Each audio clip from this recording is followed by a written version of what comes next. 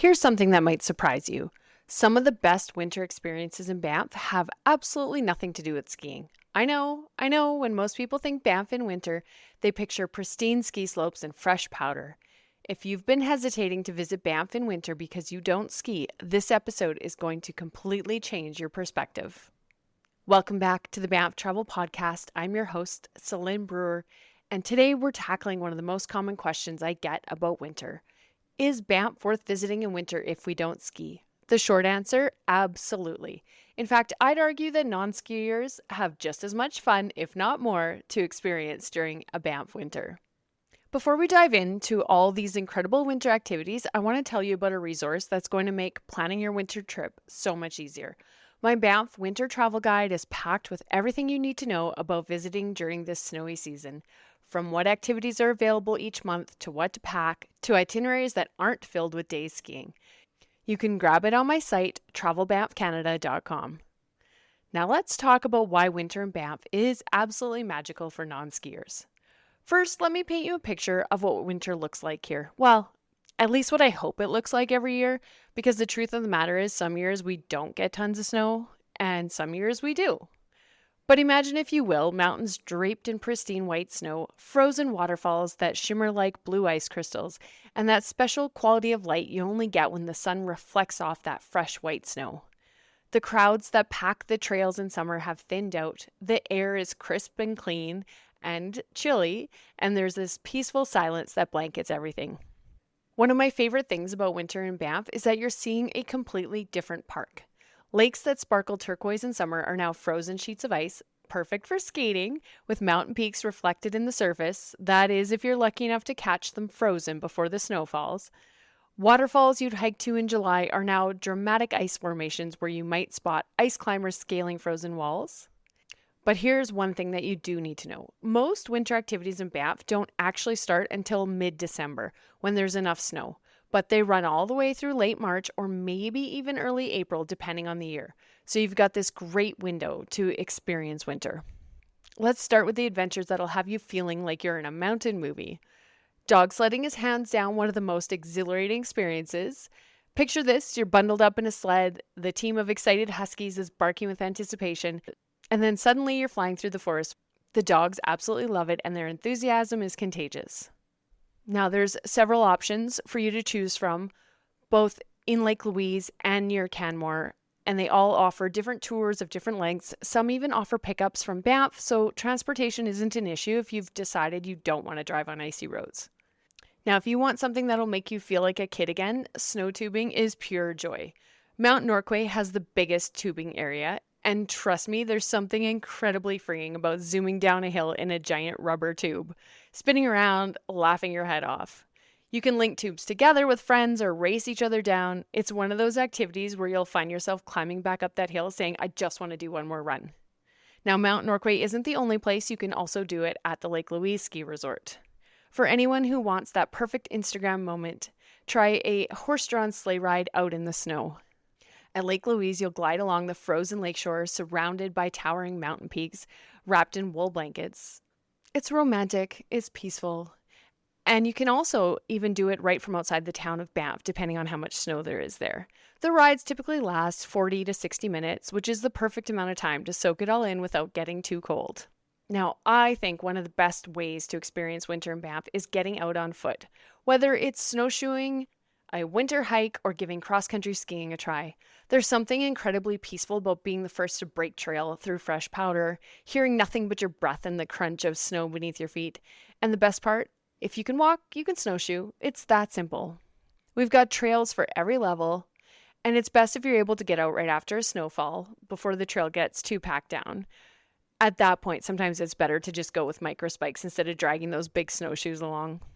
And here's an insider tip. If you're nervous about venturing out on your own or you just don't know where to go, you can always join a guided snowshoe tour at Sunshine Meadows. I'll leave a link to that in the show notes.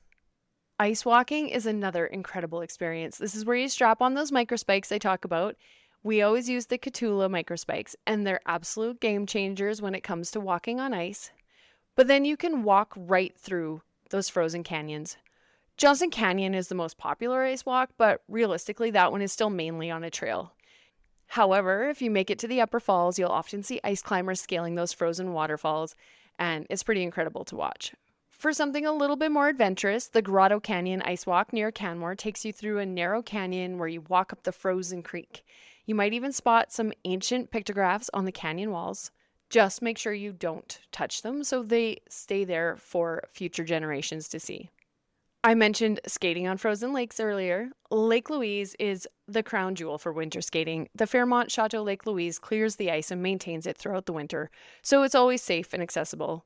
Imagine skating with the massive Victoria Glacier as your backdrop and the iconic castle-like hotel watching over you. And with any luck, the ice castle will be up on the lake as well. But even if you don't want to skate, just visiting the frozen lakes is worth it. Johnson Lake, Two Jack Lake, Lake Minnewanka are all along Lake Minnewanka Scenic Drive, and each one offers something different. Two Jack Lake gives you perfect postcard views of Mount Rundle, especially if you catch it at sunrise when the peak glows pink with the alpenglow. Johnson Lake has a wonderful, short, easy hike around it.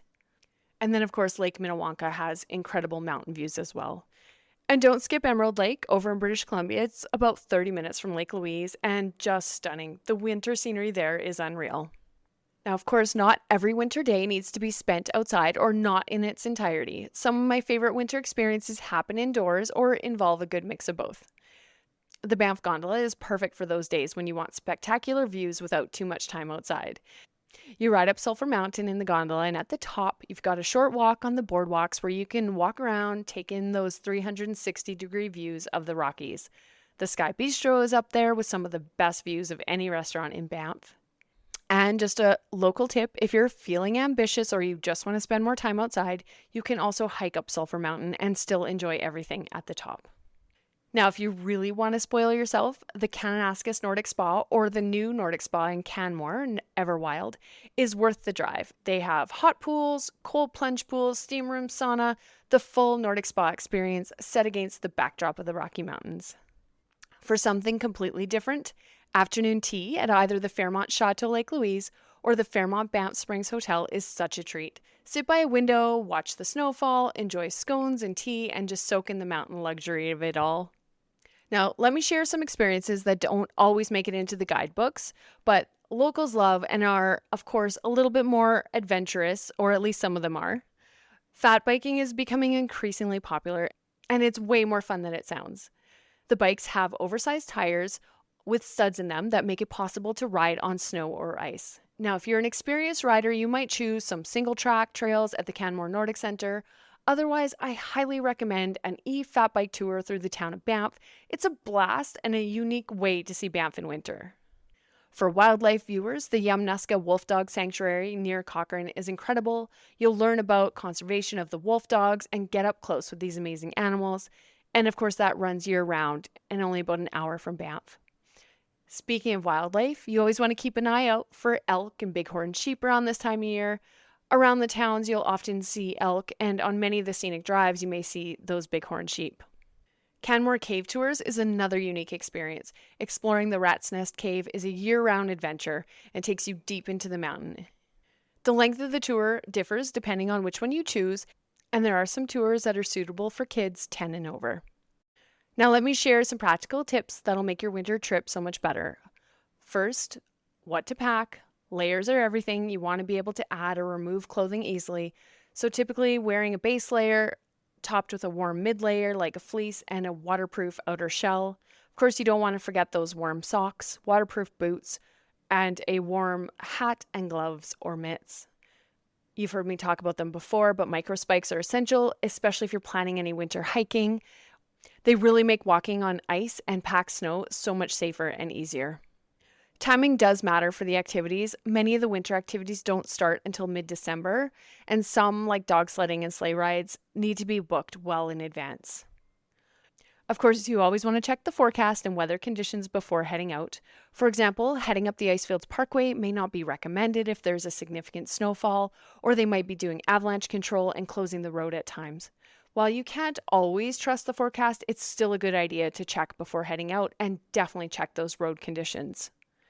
When booking a hotel, I always recommend getting one with a hot tub. You'll love that option for relaxing after a winter hike or a day out in the snow. Of course, I have a full guide to all of these fun activities and more in Banff for you non-skiers, so I'll leave that link in the show notes. So there you have it. Proof that Banff in winter is absolutely incredible for non-skiers.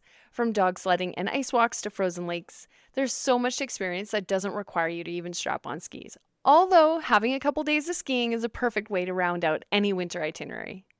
If you're ready to start planning, grab my winter travel guide and my pre-made 7-day winter itinerary at travelbanffcanada.com.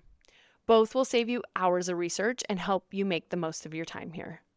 Thanks so much for listening to this episode of the Banff Travel Podcast. If you found this helpful, make sure to follow the show so you don't miss any episodes. And if you're enjoying the podcast, head to banfftravelplanning.com/podcast and let me know. I love hearing from you. Until next time, happy trip planning, and I'll see you out on the trails.